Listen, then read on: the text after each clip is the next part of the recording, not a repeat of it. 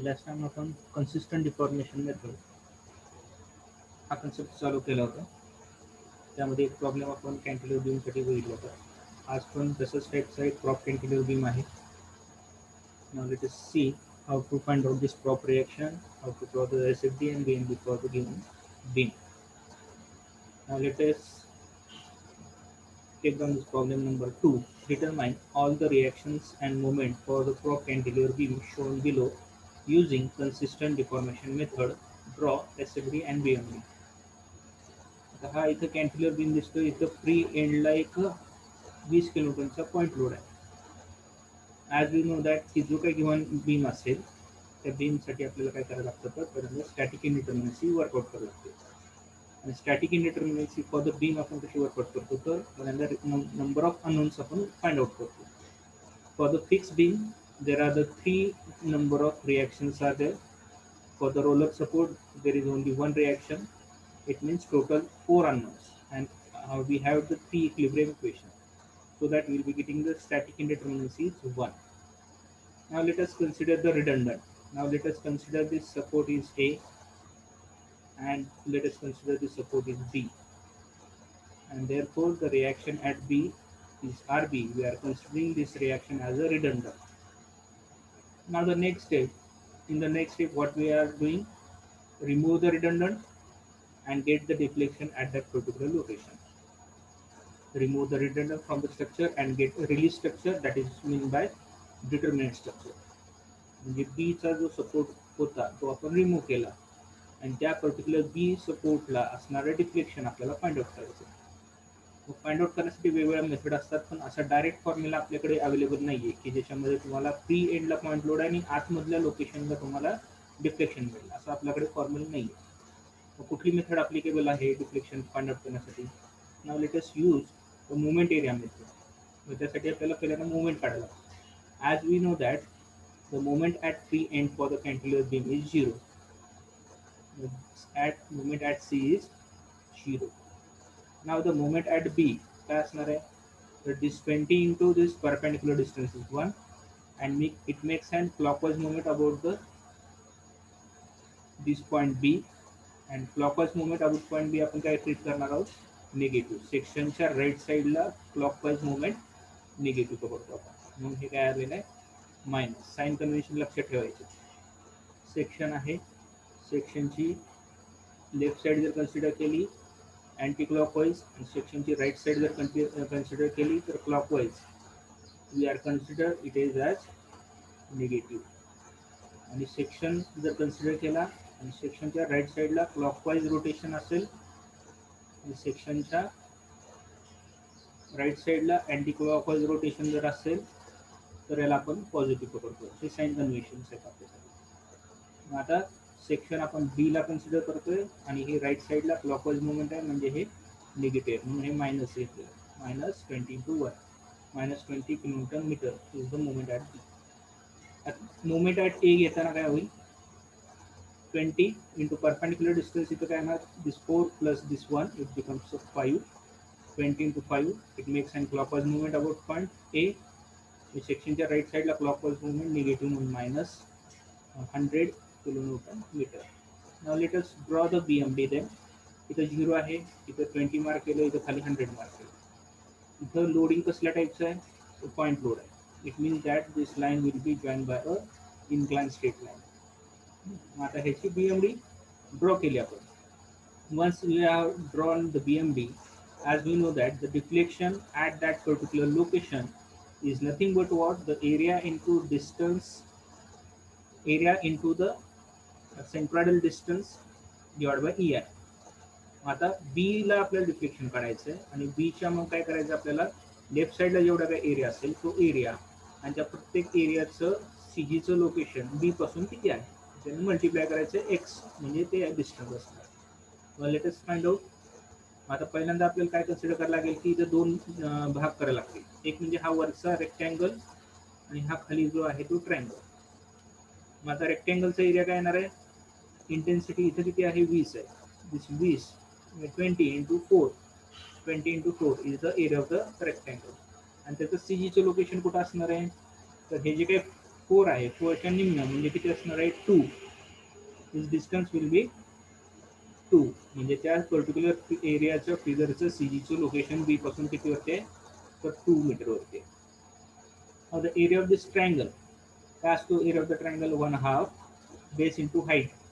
Base म्हणजे इथं आपल्यासाठी हे 4 मीटर आहे आणि ही हाईट म्हणजे आपल्यासाठी किती आहे 100 मधले हे 20 ऑलरेडी आपण युटिलाइज केलेले means remaining part is of 20 remaining part is of 80 sorry means 4 into 8 4 into 80. आता हे जर सीजीचं लोकेशन कुठून मोजणार आहोत इथून. This one is the apex side. Apex side पासून हे अंतर मोजणार आहोत. अपेक्स साइड पासून हे किती असतं that is 2/3 of the length 2/3 of 4 2/3 of the 4 म्हणून हे काय 2/3 ऑफ द 4 घेतलेलं आहे. नाव सिम्प्लिफाय दिस वन. हे सगळं कॅल्क्युलेट करा. नाव लेट अस कॅल्क्युलेट दिस टर्म्स.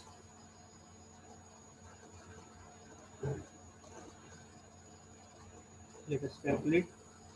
ते किती होणार आहे ते 20 इंटू 4 इंटू 2 प्लस ब्रॅकेटमध्ये हे रिमेनिंग पार्ट किती आहे दिस टू गेट कॅन्सल म्हणजे काय येणार आहे बघा 4 into 80 into 4 again and divide by 3 bracket complete is equal to किती आलं 587 587 and deflection is downward because the loading म्हणजे आहे ते वर्टिकल डाउनवर्ड आहे म्हणजे डिफ्लेक्शन इथं डाउनवर्ड होणार आहे. म्हणजे सपोर्ट ए जिथं बी जिथं होता तिथं आपल्याला डिफ्लेक्शन काढायचं होतं. ते डिफ्लेक्शन किती मिळालं आपल्याला तर -587 divide by E I is the downward deflection. Next स्टेपमध्ये काय करायचं आहे remove the external load and apply the redundant RB apply करायचं आणि एक्सटर्नल लोड जो होता तो रिमूव्ह करायचा. आता हे रिमूव्ह केल्यामुळे जे काही रिडंडंटमुळे होत असणारे डिफ्लेक्शन ऍट पॉईंट बी काढायचं. मग आता अशा टाईपचं कंडिशनमध्ये आपल्याला फॉर्म्युला माहिती आहे. तो फॉर्म्युला काय असतो तर कॅन्टिलिव्हरला WL³ अपॉन 3EI. डब्ल्यू इथं किती आहे RB is the W. L किती आहे तर 4 आहे divide by 3EI.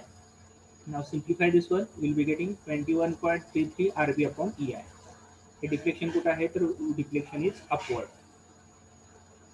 Now use the compatibility condition. As we know that according to the compatibility condition at point B, B तर सपोर्ट आहे prop support आहे मग तिथं डिफ्लेक्शन होऊ शकत नाही. म्हणून deflection which is cause due to the external load plus deflection which is cause due to the redundant the summation of this two must be equal to 0. आता इथं ज्या व्हॅल्यूज अवेलेबल आहेत ते इथं पुटअप करा. हे मायनस डिफ्लेक्शनमुळे झालेले external लोडमुळे झालेले डिफ्लेक्शन किती आहे -587 divide by EI plus deflection which is cause due to the redundant किती आहे तर RB 21.33 divide by EI. Now हे EI ची जी टर्म आहे इक्वल टूच्या या साईडला घेतली तर ती 0 होईल. रिमेनिंग टर्म जे आहेत ते सिम्प्लिफाईड करा आणि कॅल्क्युलेट करा. काय येणार आहे 587.2 डिवाइड बाय 21.33 किती आलं 27.53. रिएक्शन आरबी मिळाली 27.53. Now put this RB value in this equation summation Fy is equal to 0 म्हणजे सगळ्या व्हर्टिकल फोर्सची बेरीज RA plus RB is equal to 20. 20 is the only external load. 20 मधनं हे जर वजा केलं तर रिएक्शन RA ची व्हॅल्यू किती आली तर -7.53 kilonewton. It means that the reaction is vertically downward. म्हणजे इथं तयार होत असणारी रिएक्शन RA ही व्हर्टिकली डाउनवर्ड आहे. ठीक आहे. त्याच्यावरनं नंतर आपल्याला मुवमेंट काढायचे आहेत. Movement at point C0 movement at point C0 at point B किती येणार आहे तर 20 इंटू 1 हे मागाशीच काढलं होतं आपण.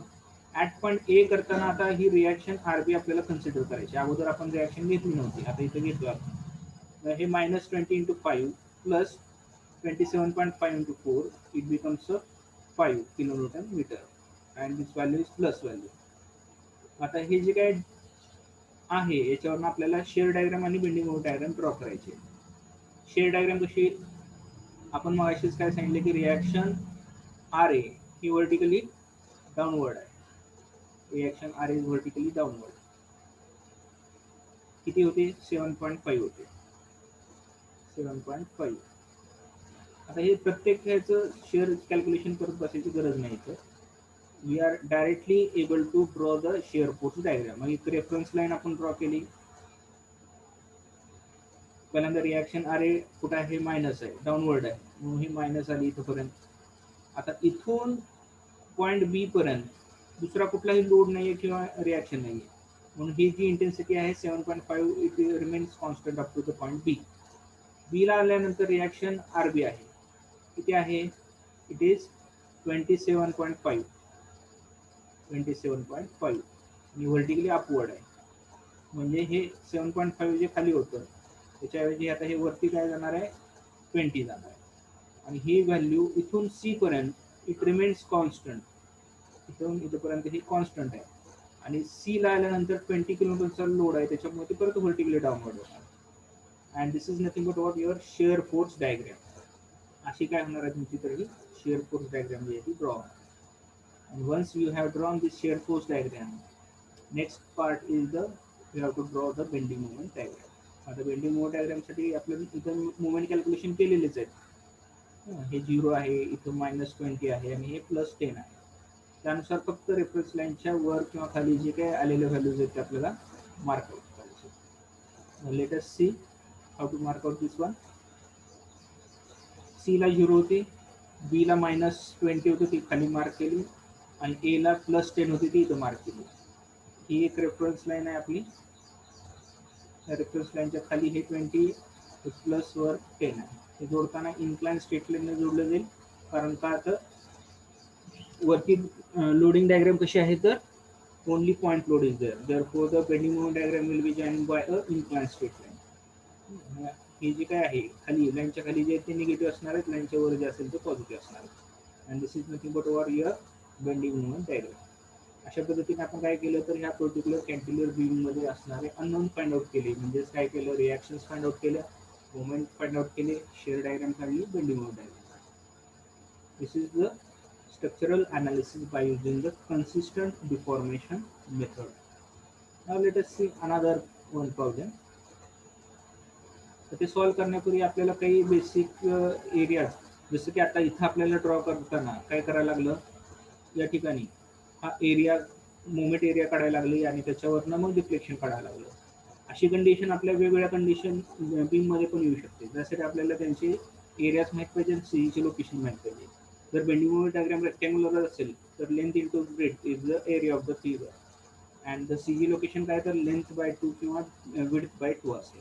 ट्रँग्युलर सेक्शन जर असेल तर 1/2 length into height.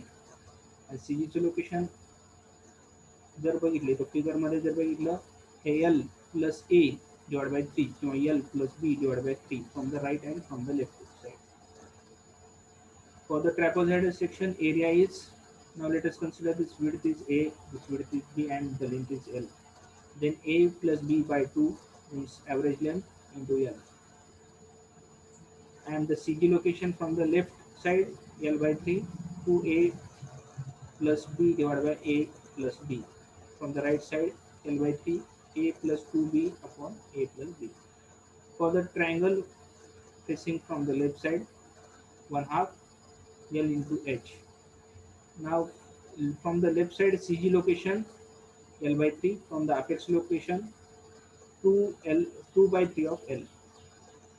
For the parabolic area is 2B, 2/3 of B into H. And the distance from the left side B 3B by 8. And from the downward to upward side this location is of 2 by 5 of H. Parabola inverted आतमधल्या साईडला जर curve असेल तर area काय असतो तर बी H bye 3 असतो. Right apex कडून त्याचं जे सीजीचं लोकेशन असतं ते किती असतं तर 3B by 4 असतं. आणि वाय म्हणजे बॉटम पासून त्या सीजीचं लोकेशन काय असतं तर 3H by 10 असतं. These are the sum of the basic figures which are generally we are utilized in the bending moment diagrams. Now let us see this figure. Now this one is also one of the prop cantilever beam having the total span of this 4 plus this one 5. 6, 7, 8, 9. 9 meter span. There is a UDL 4 kN per meter for the span AC. There are the 2-point load having the intensity 7 kN at location D and at location E.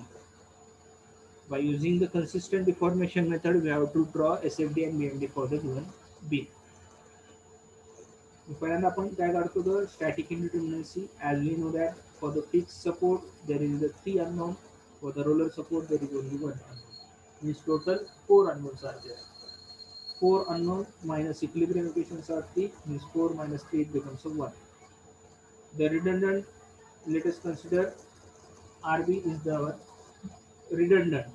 Let us consider RB is our redundant.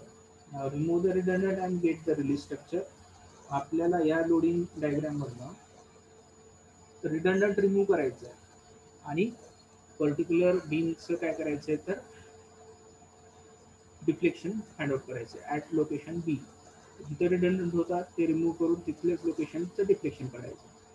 आता त्या 3 loading condition आपण वेगवेगळ्या consider करू. पहिल्यांदा UDL consider केलं, फक्त UDL. हे load पण रिमूव्ह केले. आता याच्यासाठी हे स्पॅन जो आहे तो आहे ए आणि हा जो स्पॅन आहे तो बी आहे. हा 4 मीटरचा आहे आणि हा 5 मीटरचा. अशा कंडिशनसाठी आपल्याकडे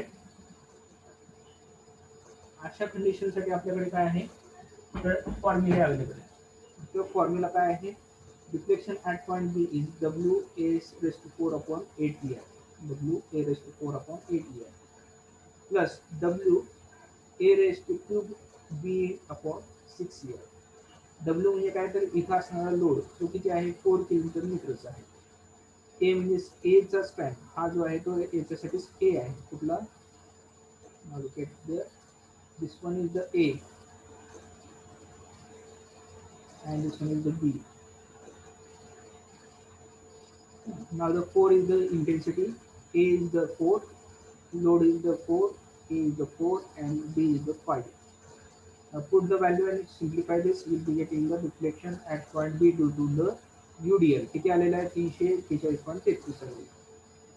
त्यानंतर आपण काय करणार आहोत, हा UDL काढून टाकणार आहोत, D ला असणारा पॉइंट लोड अप्लाय करणार आहोत आणि परत एकदा ह्याचं डिफ्लेक्शन फाइंड आउट करणार आहोत. Let us see. Now look at here. Figure मध्ये चेंज काय केला, लोडिंग बाकीचे रिमूव्ह केले, पॉइंट लोड इथे ठेवला. आता हे डिस्टन्स ए झालं आणि हे डिस्टन्स बी झालं. म्हणजे 5 मीटर झालं आणि हे 4 मीटर झालं. अशासाठीचं डिफ्लेक्शनचं फॉर्म्युला काय आहे तर WA⁴/2EI, WA²B/2EI. W म्हणजे इथे 7 आहे, ए म्हणजे इथे 5 मीटर आहे आणि बीचं 4 मीटर आहे. Now simplify this one and you will be getting deflection at point B due to the point load 641.67 downward deflection. त्यानंतर परत काय केला, हे पण लोड रिमूव्ह केला. तिसरा लोड जो होता तो अप्लाय केला आपण 7 kN. आणि अशा कंडिशनसाठी डिफ्लेक्शन ॲट पॉइंट बी किती आलं, परत एकदा तोच फॉर्म्युला आहे, फक्त स्पॅन बदलले. स्पॅन इन द सेन्स हे जे आहे ते ए आहे आणि हे जे आहे ते बी आहे. ए आणि बी ची व्हॅल्यू चेंज झाली. ए जे आहे ते 7 आहे आणि बी जे आहे ते 2 आहे.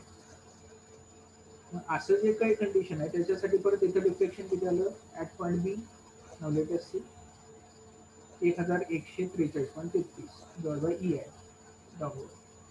म्हणजे तिन्ही लोडिंगसाठी आपण 3 वेगवेगळे फॉर्म्युले जे आहेत ते वेगवेगळे कॅल्क्युलेट केले. आता काय करतो की सगळे लोडिंग रिमूव्ह केले आणि जिथं रिडंडंट होता तिथं रिॲक्शन आरबी अप्लाय केली. रिडंडंट रिमूव्ह करून आपण पहिल्यांदा लोडिंग घेतलं होतं, आता लोडिंग रिमूव्ह करून रिडंडंट कन्सिडर केलं. परत अशा कंडिशनसाठी पण आपल्याकडे फॉर्म्युला अवेलेबल आहे. तर WL⁴/3EI. डब्ल्यू इथं किती आहे तर आरबी आहे.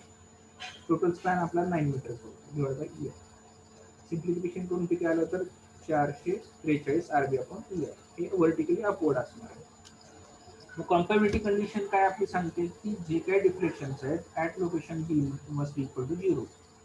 आता deflection due to the external लोडमुळे झालेले डिफ्लेक्शन प्लस रिडंडंट मुळे झालेले डिफ्लेक्शन यांची बेरीज 0 असायची.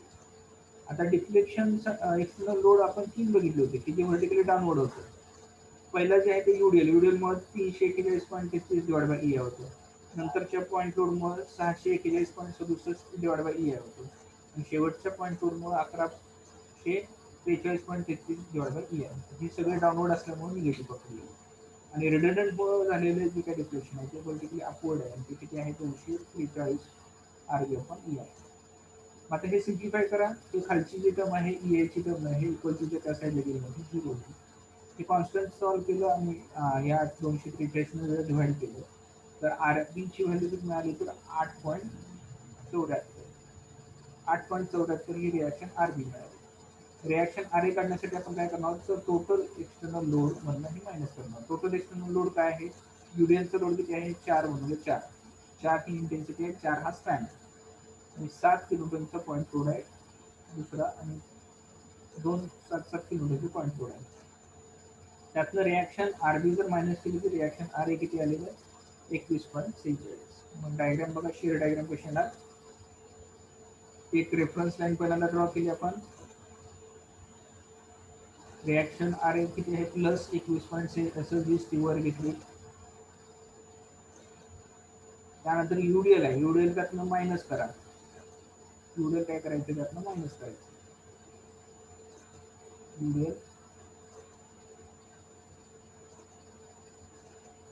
21.26 म्हणजे युडीएल किती आहे आपलं -4 × 4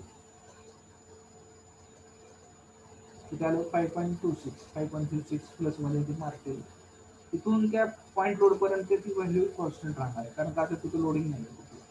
तिथून परत 7 किलोमीटरचा लोड डाऊनवर्ड आहे आणि परत -7 किलोमीटर